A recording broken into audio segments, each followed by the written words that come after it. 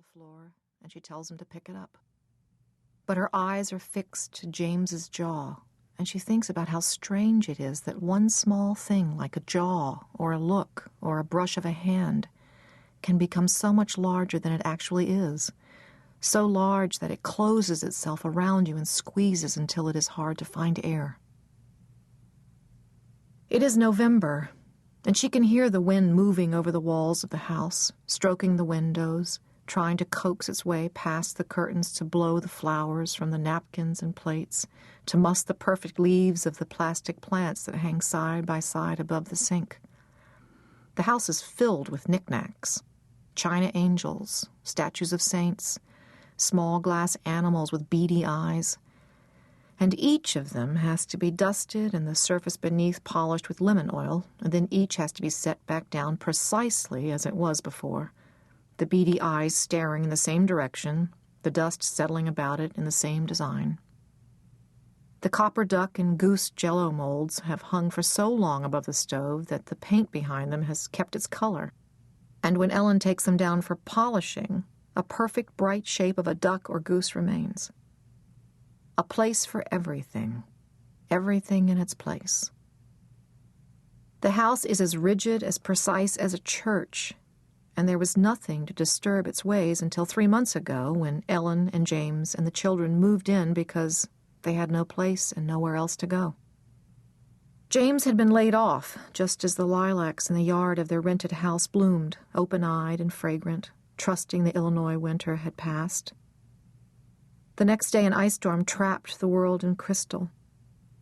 The school where Ellen taught closed for the day, and she spent the morning playing cards with Amy and Herbert. Their school had closed as well. And mourning the lilacs and the budding trees, and most of all the colorful heads of the tulips which were frozen to the ground. James watched TV on the couch, bundled in a quilt, his body tucked close against itself as if he wanted to disappear. "Talk to me," Ellen said, but he listened to her the way you'd listen to a faucet drip, not assigning any particular meaning to the sound. He refused to look for work. He read the paper in the morning and napped in the afternoon. She came home with the children one evening to find him pawing through a shoebox of old photographs. Most were of his older brother, Mitch, who had died in 1957, 15 years before. "If we lived closer to home," James said, "I could tend to Mitchie's grave. Pa doesn't care about things like that, and Mother isn't able to do it anymore." Ellen could see Amy and Herbert tasting the word grave with their tongues. She tried not to notice that James was still in his bathrobe.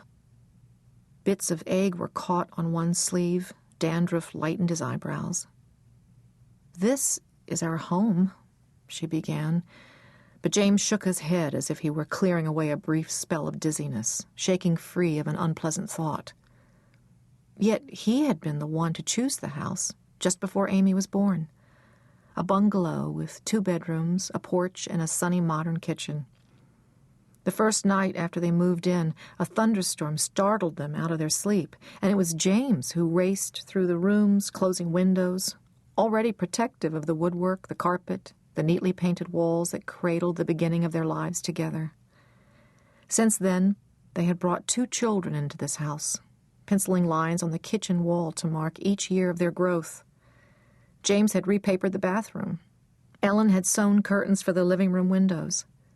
The furniture was arranged to cover the marks on the carpet from the time Amy broke open a pen.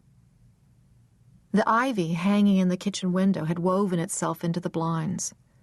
The house had become a diary of their lives, and Ellen could not imagine leaving it.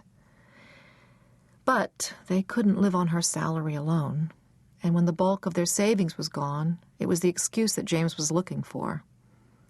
They would live with his parents, he said, to save money. They would get back on their feet. After all, where else could they go? And as each day passed and he did not look for work and the money dwindled and disappeared, Ellen could feel his excitement building until, at the end of the summer, they left Illinois, the rented house, the stunted lilacs. They moved back to Holly's Field, Wisconsin, the town where they had both grown up and their parents had grown up too. James's parents are not old. Fritz, just 60. Mary Margaret is 64. But the house is thick with the smell of old age, of pale gray skin and Bengay, and many dry roasts and silent suppers. "My whole life I worked hard," Fritz likes to say. "Now all I want is some peace." Ellen watches him take yet another slice of bread. He sweeps it across his plate, and the bread picks up the juices and the colors and the shattered bits of food until he raises it, dripping, to his mouth. He chews ferociously, but without pleasure. Meals, like everything else in life, are just another task to complete. Everyone must wait quietly until his food is eaten and his plate wiped clean with bread. "Children should be seen and not heard," he says, when Amy and Herbert complain. Then he leads after-dinner grace, even the children staring briefly at their hands, even James's restlessness steadied by the drone of his father's voice. "Salt," Mary Margaret says, peering around the table. Ellen finds it behind the milk jug and passes it down, but Mary Margaret doesn't want it for herself. She sets it in front of James and smiles proud to have anticipated his needs. James is his mother's boy again. Under her care, he sleeps less. He has even managed to put on weight. In Illinois, he'd sit down to dinner, apologize, push his plate aside. Now his throat bulges as he swallows another chunk of meat, jaws grinding steadily. The first time Ellen sat at this table, she was 20 years old, bright-cheeked after a spring afternoon spent walking along the lakefront with James, planning their upcoming wedding. It was 1959, and she was eager to make a good impression. She didn't know then that Mary Margaret disliked her, that she was considered Jimmy's mistake. They had dinner, dry pot roast, canned peas, and, for dessert, blue frosted angel food cake, which Mary Margaret pinched into cubes and ate with her fingers like bread. Mary Margaret asked James, "How long does she intend to go to school? Ain't high school good enough?" And Ellen said, "I'm going to be a primary school teacher, and for that I need a college degree." Mary Margaret asked James, "Do her parents speak High or Low German?" And Ellen said, "My mother speaks Luxembourg and German." "Low German," Mary Margaret said. "And her father, too. He's dead, but I remember him coming into the church in a stocking cap." Then she and Fritz spoke in German about Ellen's father while Ellen chewed on a mouthful of that dry roast, trying to swallow it down.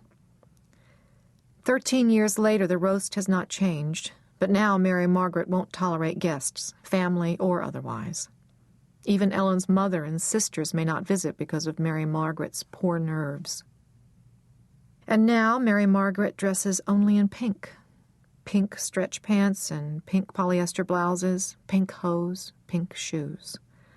She puts on her long pink rayon nighties and pink chenille robes by 4 in the afternoon because she has to be careful of her heart. Then she goes into the living room and plays the piano until supper. The big color television is in the living room also.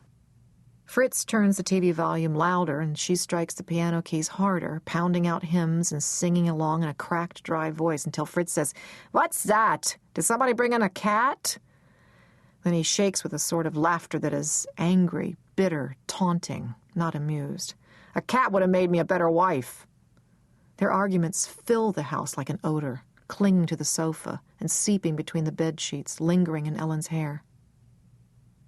Each night before she goes to bed, Mary Margaret calls Ellen into the bathroom to rub Bengay on her shoulders and to watch her take her pills so she won't forget and take the same ones twice. Biting her cheek, Ellen obeys. To refuse means James's cold back stretched like a wall down the middle of the bed.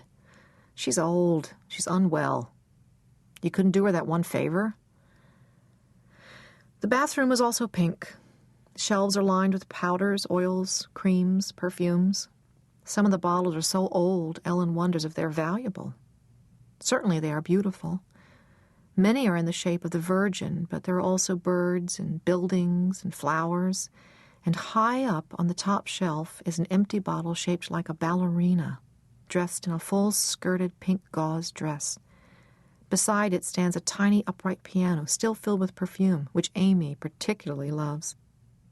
"Would you ask her if I could hold it?" she asked Ellen once. "You have to ask her that yourself," Ellen told her, although they both knew what